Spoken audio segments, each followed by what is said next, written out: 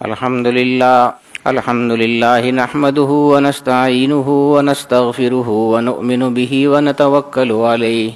ونعوذ بالله من شرور أنفسنا ومن سيئات أعمالنا من يهده الله فلا مضل له ومن يضلله فلا هادي له ونشهد أن لا إله إلا الله وحده لا شريك له ونشهد أن سيدنا وشفيعنا ومولانا محمدا عبده ورسوله أما بعد فقد قال الله تبارك وتعالى في كلامه المجيد والفرقان الحميد أعوذ بالله من الشيطان الرجيم بسم الله الرحمن الرحيم سبحان الذي أسرى بعبده ليلا من المسجد الحرام إلى المسجد الأقصى الذي باركنا حوله لنريه من آياتنا إنه هو السميع البصير وقال تعالى في مقام حبيبه مخبرا وآمرا إن الله وملائكته يصلون على النبي يا أيها الذين آمنوا صلوا عليه وسلموا تسليما اللهم صل على سيدنا ومولانا محمد وعلى آل سيدنا ومولانا محمد وبارك وسلم الصلاة والسلام عليك يا رسول الله وعلى آلك وأصحابك يا حبيب الله الصلاة والسلام عليك يا شفيع المذنبين وعلى آلك وأصحابك يا رحمة للعالمين۔ سامعین محترم، معراج شریف کے دن ہیں۔ معراج شریف کے حوالے سے ہی کچھ گفتگو کریں گے۔ بہت بڑا موضوع ہے معراج النبی صلی اللہ تعالی علیہ وآلہ وسلم کا، بہت طویل مضمون ہے، اور حضور علیہ الصلوۃ والسلام کی جو عظمت اور شان ہے اور رفعت ہے، اس کو اللہ رب العالمین نے مختلف بہت سارے انداز ہیں جن میں بیان فرمایا ہے۔ قرآن کریم میں متعدد جگہ اور پھر احادیث نبوی صلی اللہ تعالی علیہ وآلہ وسلم، ان دونوں جگہوں میں معراج کے حوالے سے بہت بڑی معلومات موجود ہیں، اور حضور علیہ الصلوۃ والسلام کے بہت بڑے فضائل موجود ہیں۔ معراج کے حوالے سے جو آیت میں نے ابھی پڑھی ہے آپ کے سامنے، 15ویں سپارے کا آغاز ہوتا ہے قرآن کریم میں، اور یہاں سے ایک نئی صورت بھی شروع ہوتی ہے قرآن کریم کی، جس کو سورۃ الاسراء کہا جاتا ہے۔ اور اسراء کا معنی ہی یہ ہے، اللہ رب العالمین نے جب معراج کا واقعہ بیان فرمایا، حضور علیہ الصلوۃ والسلام کی معراج جب بیان فرمائی تو اس کے لیے باقاعدہ صورت رکھی گئی، اور اس صورت کا نام ہی یہ رکھا گیا کہ سورۃ الاسراء۔ یہ وہ صورت ہے جس میں سیر کرائے جانے کے بارے میں سب کچھ بتایا جائے گا۔ نبی اکرم صلی اللہ تعالی علیہ وآلہ وسلم معراج کے لیے تشریف لے گئے، آپ سب لوگ جانتے ہیں، بارہا آپ نے سنا ہے۔ لیکن اللہ رب العالمین جس طرح حضور علیہ الصلوۃ والسلام کی عظمت بیان فرماتا ہے، اس میں کوئی شک نہیں ہے کہ حضور علیہ الصلوۃ والسلام اللہ کے بندے ہیں، کوئی شک کی بات نہیں ہے اس میں۔ قرآن کریم میں بھی جب ہم دیکھتے ہیں سبحان الذی اسریٰ بعبدہ لیلا من المسجد الحرام الی المسجد الاقصی، پاک ہے وہ ذات ہر قسم کے عیب سے، ہر قسم کے نقص سے، ہر قسم کی کمی سے، ہر قسم کی کمزوری سے، یعنی اللہ رب العالمین الذی، وہ اسریٰ بعبدہ کہ جس نے اپنے بندے کو سیر کرائی تھی۔ یہ یہاں بات سمجھنے کی یہ ہے کہ حضور علیہ الصلوۃ والسلام خود سیر کے لیے نہیں گئے تھے۔ اللہ رب العالمین نے جو فرمایا کہ اسریٰ بعبدہ، اللہ نے سیر کرائی ہے حضور علیہ الصلوۃ والسلام کو۔ آپ جانتے ہیں کہ حضرت موسیٰ علیہ السلام بہت جلیل القدر نبی ہوئے ہیں، انہوں نے خود ظاہر کیا تھا، اپنی خواہش کا اظہار کیا تھا اللہ رب العالمین کے سامنے۔ انہوں نے باری تعالیٰ سے عرض کی تھی کہ رب ارینی انظر الیک، باری تعالیٰ میں آپ کا دیدار کرنا چاہتا ہوں، تو مجھے اپنا جلوہ دکھائیے۔ اور اللہ رب العالمین نے آگے سے کیا فرمایا؟ حالانکہ موسیٰ علیہ السلام کلیم اللہ تھے، اللہ رب العالمین سے ہم کلام ہونے والے نبی تھے، اللہ نے فرمایا کہ لن ترانی، تم مجھے نہیں دیکھ سکتے۔ یہ نہیں فرمایا کہ مجھے نہیں دیکھا جا سکتا، فرمایا لن ترانی، تم نہیں دیکھ سکتے، اور مطلب یہ ہے کہ کوئی اور ہوگا جو مجھے دیکھ لے گا، اور یہ خود ان کی خواہش تھی۔ پھر اللہ نے فرمایا کہ وَلَٰكِنِ انظُرْ إِلَى الْجَبَلِ، ہاں پہاڑ کی طرف دیکھو، تو تم تو مجھے دیکھنے کی خواہش ظاہر کر رہے ہو، میں پہاڑ پر صرف اپنی تجلی ڈالوں گا اور تم دیکھو گے کہ پہاڑ ریزہ ریزہ ہو جائے گا۔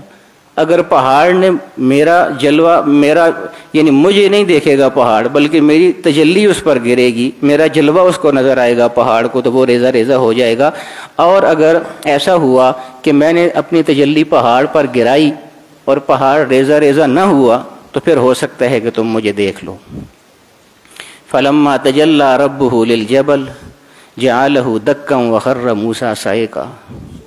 پھر اللہ رب العالمین نے اپنی تجلی پہاڑ پر ڈالی تو پہاڑ ریزہ ریزہ ہو گیا، اور اس کی اتنی دہشت تھی کہ موسیٰ علیہ السلام جیسے طاقتور نبی، جو اللہ رب العالمین سے ہم کلام ہونے والے نبی تھے، کلیم اللہ تھے، وہ بھی اس منظر کو دیکھ کے بے ہوش ہو گئے۔ وخر موسیٰ صعقا، گر پڑے بے ہوش ہو کے۔ تو اللہ رب العالمین کو دیکھنا یہ ایک بہت بڑی بات ہے۔ اور پھر موسیٰ علیہ السلام کی یہ اپنی خواہش بھی تھی کہ میں اللہ کو دیکھنا چاہتا ہوں، اللہ نے فرمایا کہ نہیں تم نہیں دیکھ سکتے ہو، لن ترانی، تم نہیں دیکھ سکتے ہو۔ پھر اللہ رب العالمین نے اس آیت میں ایک اور چیز بھی بیان فرمائی ہے کہ اسریٰ بعبدہ لیلا من المسجد الحرام، اللہ رب العالمین نے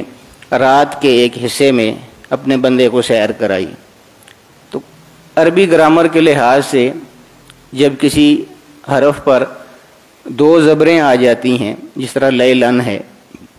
تو اس کا معنی یہ ہو جاتا ہے کہ کچھ حصہ اس کا، تھوڑا سا حصہ۔ تو مطلب یہ ہے کہ وہ جو اتنی لمبی سیر کی تھی حضور علیہ الصلوۃ والسلام نے، مسجد حرام سے مسجد اقصیٰ، پھر اور آسمانوں کی سیر، یہ سارا رات پوری میں نہیں ہوا تھا، بلکہ لیلن، رات کے کچھ تھوڑے سے حصے میں یہ سارا کچھ ہو گیا تھا، چونکہ اللہ تو ہر چیز پر قادر ہے۔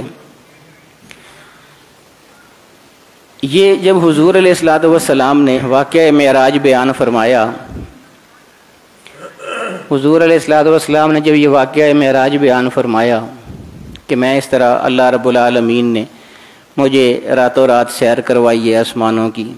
اور پوری تفصیلات وہاں کی بتائی، جنت جہنم سارے نظارے حضور علیہ الصلوۃ والسلام نے بیان فرمائے، تو یہ ایک بالکل نئی بات تھی، اس سے پہلے کبھی ایسا ہوا نہیں تھا۔ تو کفار جو تھے انہوں نے شور مچا دیا، اور ان کو بڑی خوشی ہوئی کفار کو اس بات سے کہ حضور علیہ الصلوۃ والسلام نے ایسی بات کہہ دی ہے کہ جو کوئی بھی نہیں مانے گا،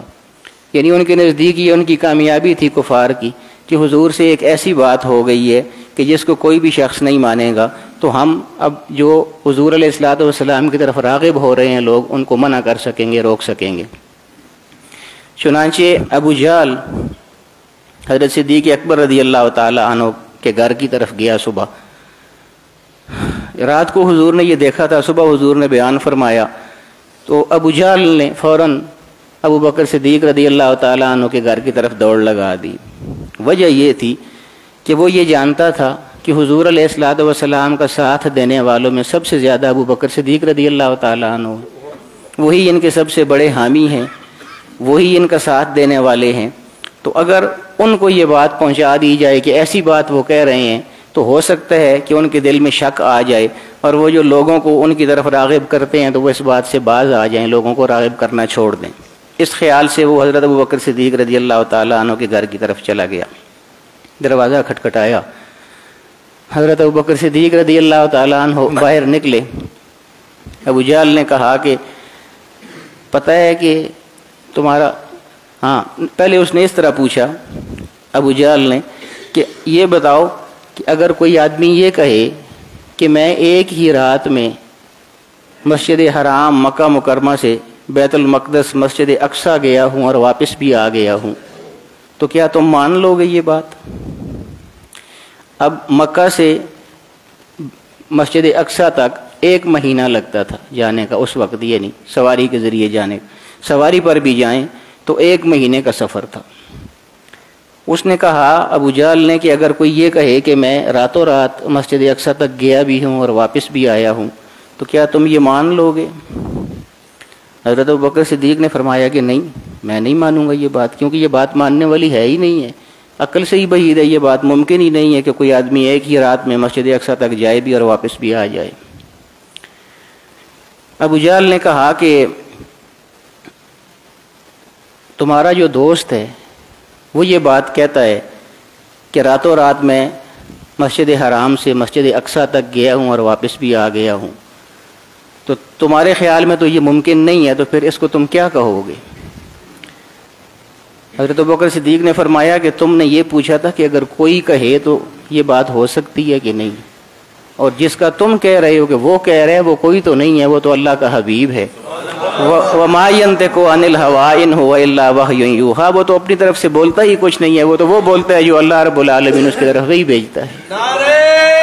تکبیر، نعرہ رسالت۔ وہاں سے ناکامی ہوئی ابو جہل کو، بلکہ مفسرین نے ایک بہت خوبصورت بات لکھی ہے، انہوں نے حضرت صدیق اکبر کا آگے سے جو جواب ہے اس میں 1 درجہ اور حضرت ابوبکر صدیق نے اضافہ کیا ہے۔ دیکھیں کیا یقین ہے حضرت ابوبکر صدیق رضی اللہ تعالیٰ عنہ کا،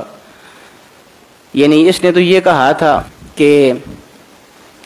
وہ یہ کہتے ہیں حضور علیہ الصلوۃ والسلام کہ مجھے وہاں تک لے جایا گیا، آسمانوں تک لے جایا گیا اور پھر وہاں کی سیر کرائی گئی، تو میں وہاں گیا ہوں، وہاں جا کے دیدار ہوا ہے، یہ تو یہ بات تھی۔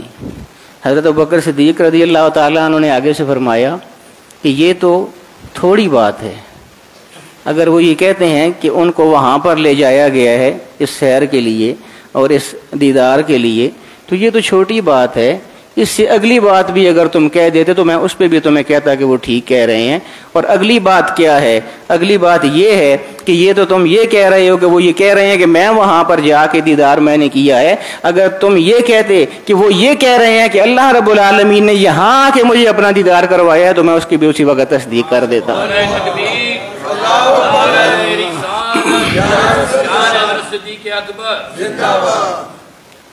حالانکہ اللہ رب العالمین تو دوستو ہر جگہ موجود ہے، کون سی جگہ ہے جہاں اللہ رب العالمین موجود نہیں ہے یا اس کی تجلیات موجود نہیں ہیں؟ صرف مقصد ہے حضور علیہ الصلوۃ والسلام کی رفعت بیان کرنے کا، حضور علیہ الصلوۃ والسلام کی عظمت بیان کرنے کا۔ اور یہ جو آیات ہوتی ہیں قرآن کریم کی، میں اکثر کہا کرتا ہوں کہ ایسے پتہ چلتا ہے کہ اللہ رب العالمین خود یہ چاہتا ہے کہ حضور علیہ الصلوۃ والسلام کی عظمت بیان کی جائے تاکہ لوگوں کو پتہ چلے۔ اس وقت کے جو صحابہ کرام تھے جو حضور علیہ الصلوۃ والسلام کے ساتھی تھے،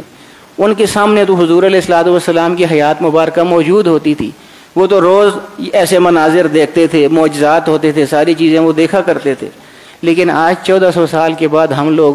جب حضور علیہ الصلوۃ والسلام کا تذکرہ کرتے ہیں تو ہمیں بھی تو کچھ چاہیے کہ ہمیں بھی پتہ چلے کہ ہمارے آقا و مولا صلی اللہ تعالیٰ علیہ وسلم کی کیا شان تھی۔ یہ اللہ رب العالمین نے ساری چیزیں اس لیے کی ہیں کہ قیامت تک آنے والے جو شمع رسالت کے پروانے ہیں ان کو بھی پتہ چلتا رہے کہ حضور علیہ الصلوۃ والسلام کا مقام اور مرتبہ کیا ہے۔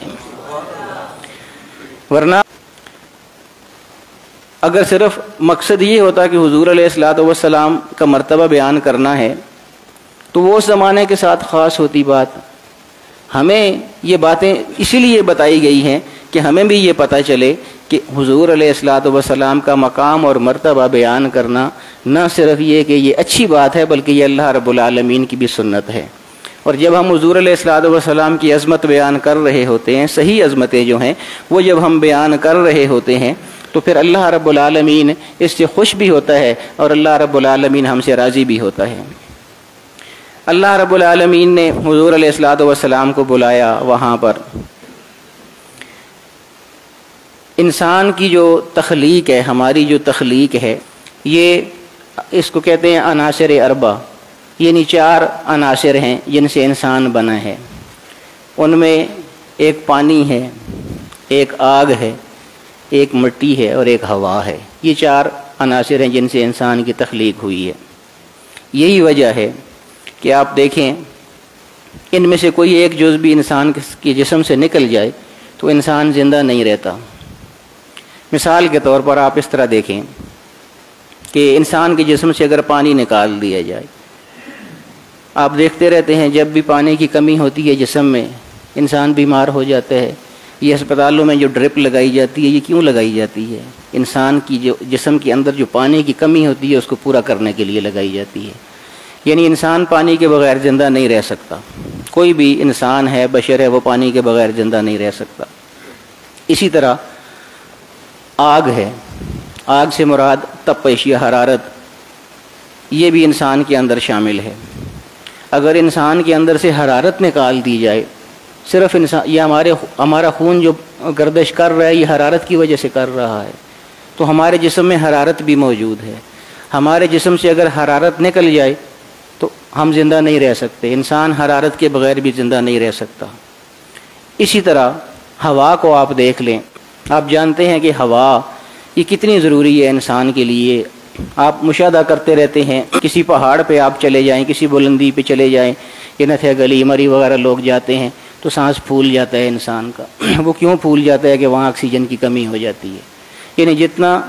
جتنی ہوا یا جتنی آکسیجن ہم کو چاہیے اپنے جسم کے لیے وہ ہمیں نہیں مل رہی ہوتی، لہٰذا ہماری طبیعت خراب ہونے لگتی ہے۔ اور پھر جو لوگ جہازوں پہ سفر کرتے ہیں ان کو یہ بات زیادہ اچھی طرح پتہ ہے کہ جو انسان بلندی پہ جاتا ہے تو آکسیجن کی کمی ہوتی ہے، اسی لیے جہاز میں مصنوعی طور پر آکسیجن کا اہتمام کیا جاتا ہے۔ اور پھر اس میں بھی یہ اعلان کیا جاتا ہے کہ اگر کوئی ہنگامی صورت ہو جائے کہ آکسیجن آپ تک نہ پہنچ سکے تو آپ کے سر کے اوپر جو باکس ہے وہ کھل جائے گا اور ماسک نیچے آئے گا، وہ آپ نے ناک پہ لگا لینا تاکہ آپ کی آکسیجن کی کمی کو پورا کیا جائے۔ مقصد یہ ہے کہ ہوا کے بغیر بھی انسان زندہ نہیں رہ سکتا۔ عجیب بات یہ ہے کہ انسان ان میں سے کوئی ایک چیز بھی نہ ہو تو زندہ نہیں رہ سکتا، کوئی بھی بشر ہے، لیکن یہ ساری چیزیں جو ہیں آگ، پانی، ہوا، یہ ساری چیزیں اربع عناصر جو ہیں یہ اس دنیا کے لیے ہیں چونکہ ہم لوگ اس پر موجود ہیں۔ اللہ رب العالمین کو ان چیزوں کی ضرورت نہیں ہے کیونکہ اس کی تخلیق ہی ان چیزوں سے نہیں ہوئی ہے۔ وہ تو خود خالق ہے، وہ تو خود مالک ہے، وہ تو بنانے والا ہے، اس کو ان چیزوں کی ضرورت نہیں ہے، وہ ان چیزوں کا محتاج نہیں ہے، یہ بندے محتاج ہیں۔ اب میں بندے پہ بات کر رہا تھا، سبحان الذی اسریٰ بعبدہ کہ جس نے سیر کرائی اپنے بندے کو، تو اب دیکھنا یہ ہے کہ وہ کوئی عام بندہ ہے یا وہ بہت خاص بندہ ہے، کیونکہ سیر تو بندے کو کرائی گئی تھی، اور بندہ کوئی بھی ان 4 چیزوں میں سے کوئی ایک بھی نہ ہو تو زندہ نہیں رہتا۔ تو پھر وہ بندہ کو خاص بندہ تھا کہ جو اوپر آسمانوں پر چلا گیا۔ ہم جہاز پہ 25-30 ہزار فٹ کی بلندی پہ جاتے ہیں تو آکسیجن کے بغیر ہم زندہ نہیں رہ سکتے، تو پھر وہ کوئی ہستی تھی جو 25-30 ہزار کے آسمانوں سے بھی اوپر چلا گیا تھا۔ وَهُوَ بِالْأُفُقِ الْأَعْلَىٰ ثُمَّ دَنَا فَتَدَلَّىٰ فَكَانَ قَابَ قَوْسَيْنِ أَوْ أَدْنَىٰ، یعنی اتنا اوپر چلا گیا تھا کہ جہاں بلندیاں ہی ختم ہو جاتی ہیں تو پھر یہ ماننا پڑے گا کہ وہ کوئی عام بندہ نہیں تھا بلکہ وہ کوئی بہت خاص بندہ تھا اللہ رب العالمین کا، کہ وہ ان بلندیوں پر بھی گیا اور وہاں سے صحیح سلامت واپس بھی آ گیا۔ یہ معراج شریف کے حوالے سے باتیں ہیں، بہت سی معراج شریف کے حوالے سے ایسی باتیں ہیں جو عام طور پہ آپ نے نہیں سنی ہوں گی۔ بہرحال طویل موضوع ہے، انشاءاللہ یہ باتیں چلتی رہیں گی۔ میرا دل یہ چاہتا تھا کہ واقعات تو آپ سنتے ہی رہتے ہیں معراج شریف کے حوالے سے، لیکن قرآن کریم کی کچھ آیات ہیں ان کا ترجمہ اور ایک بہت دلچسپ اور خوبصورت حدیث ہے بخاری شریف کی، جس میں حضور علیہ الصلوۃ والسلام نے معراج کا پورا واقعہ اپنی زبان مبارک سے خود بیان فرمایا ہے کہ کیسے کیسے ہوا تھا، میں کہاں پر موجود تھا، پھر کیا ہوا، کون آیا میرے ساتھ، کیا کیا، مجھے کہاں لے کے گئے، پوری تفصیل موجود ہے۔ انشاءاللہ وہ تھوڑی لمبی ہے حدیث شریف، میں یہ چاہتا تھا کہ وہ میں پوری حدیث بھی آپ کو سناؤں گا اور پورا ترجمہ بھی ساتھ ساتھ کر کے آپ کو بتاؤں گا، لیکن انشاءاللہ وہ آئندہ جمعے ہم کریں گے۔ اس دفعہ ہم صرف تمہیدی گفتگو کر رہے ہیں۔ اللہ رب العالمین فرماتا ہے کہ وَهُوَ بِالْأُفُقِ الْأَعْلَىٰ ثُمَّ دَنَا فَتَدَلَّىٰ، پھر وہ افق اعلیٰ میں پہنچ گئے، بلندیوں کی انتہا کو پہنچ گئے۔ شاہ عبدالعزیز صاحب لکھتے ہیں محدث دہلوی رحمۃ اللہ تعالیٰ علیہ کہ حضور علیہ الصلوۃ والسلام کے لیے اللہ رب العالمین نے جہاں بھی کبھی کوئی چیز حضور کا کوئی وصف بیان کیا ہے تو وہ اپنی انتہا کو پہنچا دیا ہے۔ وہ فرماتے ہیں کہ مثال کے طور پہ یہ افق اعلیٰ جو بلندیوں پر پہنچے تھے، تو بڑی خوبصورت بات ہے۔ وہ فرماتے ہیں کہ اگر کوئی آدمی کسی اونچی جگہ پہ چڑھ جائے تو اس کو اس اونچی جگہ کی وجہ سے بلند کہا جاتا ہے۔ مثال کے طور پہ ایک آدمی چھت پہ چڑھ جاتا ہے تو اس کو بلند اس لیے کہا جائے گا کہ وہ چھت پہ چڑھا ہوا ہے۔ اسی طرح ایک آدمی کسی پہاڑ پہ چڑھ جاتا ہے تو اس کو بلند اس لیے کہا جائے گا کہ وہ پہاڑ پہ چڑھا ہوا ہے، اس لیے بلند ہے۔ تو یعنی بلندی کا دار و مدار یا پیمانہ جو ہے وہ اس اونچائی کو کہا جاتا ہے، چھت ہے یا پہاڑ ہے یا جو بھی چیز ہے جس کے اوپر سیڑھی کے اوپر چڑھا ہوا ہے تو سیڑھی کی وجہ سے بلند ہے۔ تو وہ شاہ عبدالعزیز محدث دہلوی رحمۃ اللہ تعالیٰ علیہ بڑی خوبصورت بات فرماتے ہیں۔ وہ فرماتے ہیں کہ حضور علیہ الصلوۃ والسلام کے لیے جب اللہ رب العالمین کوئی اسلوب بیان فرماتا ہے تو اس میں کوئی بھی کسی بھی کمال کی جو انتہا ہوتی ہے حضور علیہ الصلوۃ والسلام کو اللہ رب العالمین اس سے بھی زیادہ اوپر رکھ کے بتاتا ہے۔ جس طرح وَإِنَّكَ لَعَلَىٰ خُلُقٍ عَظِيمٍ، حضور علیہ الصلوۃ والسلام کے حسن اخلاق کے بارے میں جب اللہ رب العالمین نے فرمایا کہ حضور کیسے اخلاق والے ہیں یا کتنے عمدہ اخلاق والے ہیں، تو حضور نے یہ نہیں فرمایا، اللہ رب العالمین نے یہ نہیں فرمایا کہ وَإِنَّكَ لَذُو خُلُقٍ عَظِيمٍ، بے شک اے محبوب آپ بہت زیادہ اچھے اخلاق والے ہیں، بلکہ یہ فرمایا کہ وَإِنَّكَ لَعَلَىٰ خُلُقٍ عَظِيمٍ، جتنے بھی عظیم ترین اخلاق ہیں وہ بھی آپ سے نیچے ہیں اور آپ میرے محبوب ان بلند ترین اخلاق میں بھی ان سے اوپر زیادہ کھڑے ہیں، آپ کا مرتبہ ان سے بھی زیادہ ہے۔ اس لیے وہ فرماتے ہیں شاہ عبدالعزیز صاحب کہ جب حضور علیہ الصلوۃ والسلام کے لیے اللہ رب العالمین نے فرمایا کہ وَهُوَ بِالْأُفُقِ الْأَعْلَىٰ، وہ افق اعلیٰ بلند ترین مقامات پر پہنچ گئے، تو پھر یہاں پر بلندی کو ان کے لیے معیار نہیں بنانا بلکہ یہ کہنا ہے کہ بلندی کو اللہ رب العالمین نے اس لیے بنایا ہے کہ حضور علیہ الصلوۃ والسلام نے اس کو پر آگے کھڑا ہونا ہے۔ نعرہ تکبیر، نعرہ رسالت، شان معراج النبی۔ حضور علیہ الصلوۃ والسلام کی وجہ سے ساری عظمتیں ہر چیز کو نصیب ہوتی ہیں۔ وہ حضرت حسان ابن ثابت رضی اللہ تعالیٰ عنہ نے جب قصیدہ لکھا تھا تو انہوں نے آخر میں کیا لکھا تھا؟ قصیدہ تو بہت خوبصورت لکھا تھا، انہوں نے حضور علیہ الصلوۃ والسلام کی بے انتہا تعریف کی تھی اور حضور علیہ الصلوۃ والسلام بہت اس سے محظوظ بھی ہوئے تھے۔ لیکن ان کو دیکھیے، حضرت حسان ابن ثابت کو دیکھیے، انہوں نے قصیدے کے آخر میں کیا لکھا؟ انہوں نے لکھا کہ ما مدحت محمدًا بمقالتی ولاکن مدحت مقالتی بمحمدی، میں نے یہ جو تعریفیں کی ہیں حضور علیہ الصلوۃ والسلام کی اپنے قصیدے میں، تو میری ان تعریفوں کی وجہ سے حضور کی ذات زیادہ بلند نہیں ہو گئی ہے۔ ہاں یہ ضرور ہوا ہے کہ میرے قصیدے میں جب حضور کا ذکر آیا ہے تو حضور کے ذکر سے میرا قصیدہ زیادہ خوبصورت ہو گیا ہے۔